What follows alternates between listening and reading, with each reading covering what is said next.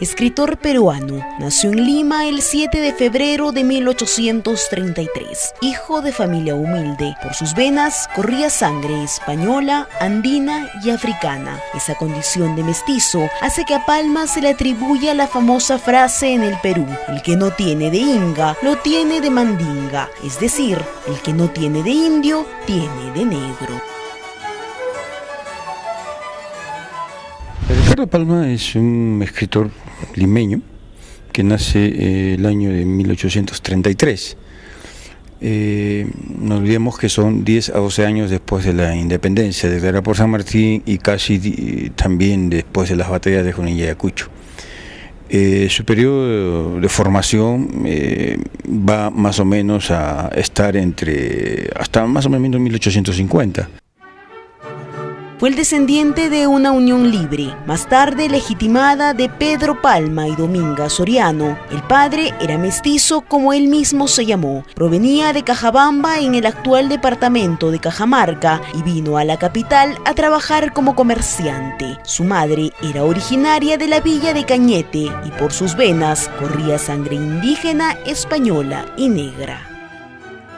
Realizó sus estudios en el Colegio de Noel, el Colegio de Orengo y el Convictorio de San Carlos. En 1848 empezó su carrera literaria formando parte del grupo que después él mismo denominaría la Bohemia de mi tiempo. En 1849 escribió su primer drama, El Hijo del Sol, que no se llegó a representar. Alrededor de 1858 dejó de escribir teatro. En la actualidad solo conocemos de su producción teatral el drama Rodil, descubierto 100 años después de su publicación, pues Palma procedió a la destrucción de los ejemplares.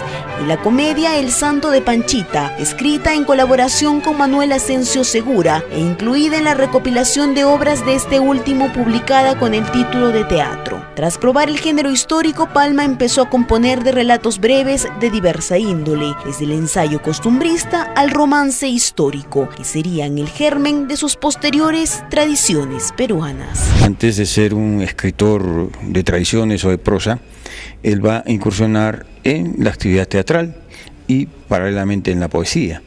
Ya posteriormente va a escribir las famosas tradiciones, ¿no? En tiempos del segundo gobierno de Ramón Castilla se daba un fuerte debate entre conservadores y liberales. Palma en esos tiempos era un decidido partidario de las ideas liberales. Palma formó parte de un complot revolucionario, llegando a tomar como rehén a Ramón Castilla, por lo que fue deportado a Chile. Corrían los años de 1860. La siguiente poesía corresponde a estos momentos. Parto, oh patria desterrada, de tu cielo arrebolado mis miradas van en pos, en la estela que rielo sobre la faz de los mares. Ay, envío a mis hogares un adiós. Ricardo Palma, Armonías. En 1865 Palma intervino en la sublevación del coronel José Balta, y cuando Balta fue elegido presidente en 1868, lo nombró secretario particular.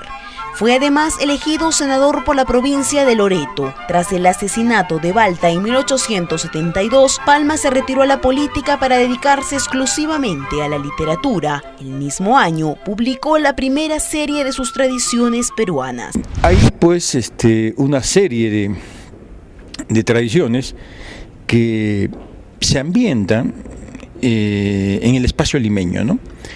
Creo yo, por ejemplo, es trascendental sus temas religiosos, ¿no? Ligados por ejemplo, a Fray Martín de Porres. Es famosa la tradición esta, ¿no? De los milagros del Lego Martín, ¿no?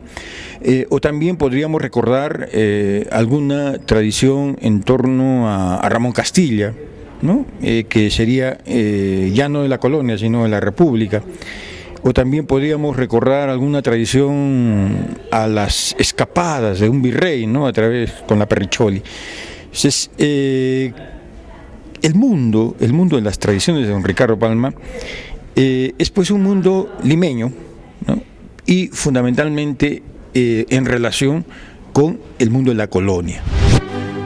Pero estas no fueron las únicas tradiciones que creó. El humor negro de Palma lo llevó a inventar las tradiciones en salsa verde, libro que no fue publicado, pues era solo para sus más allegados. Se mencionan unas tradiciones en salsa verde, ¿no?, que podría interpretarse hoy como algunas tradiciones coloradas, ¿no?, una especie de relatos subiditos de tono que tratan problemas de enamoramientos, problemas de pronto de lisuras, ¿no?, con un lenguaje lisuriento, y que hacen de pronto ese sarcasmo general que puede manejar en toda la escritura de las tradiciones normales, también se puede ver en estas tradiciones en salsa verde.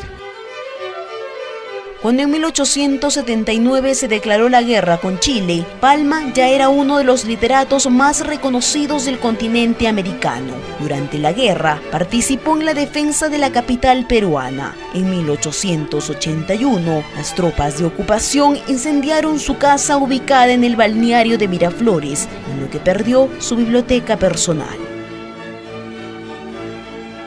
Decepcionado, pensó aceptar el ofrecimiento que en 1833 le hizo el dueño del diario La Prensa de Buenos Aires para que se trasladase con su familia a esa ciudad para ejercer de redactor literario del periódico. Pero el presidente Miguel Iglesias lo convenció para que aceptase la dirección de la Biblioteca Nacional del Perú, que se encontraba destruida como consecuencia de la guerra. Su labor al frente de esta institución, donde contó con un presupuesto exiguo, fue verdaderamente encomiable, no dudando en utilizar su prestigio literario para solicitar a personalidades de diversas partes del mundo la donación de libros, ganándose el apelativo de el bibliotecario mendigo. Bien sabemos que uno, después de ingresar a Lima, destruyen todo el ejército chileno, y entre estas instituciones que se destruye es la biblioteca, ¿no? Entonces él después se encarga de reconstruirla, y de allí decide, por ejemplo, el apodo de el bibliotecario mendigo. Alejado de su labor como bibliotecario y convertido en el patriarca de las letras peruanas, Palma se retiró a vivir al balneario de Miraflores, donde pasó los últimos años de su vida. Cuando murió, fue enterrado con honras fúnebres correspondientes a ministro de Estado y se declaró duelo nacional. El ilustre tradicionalista peruano Ricardo Palma falleció en Miraflores el 6 de octubre de 1919.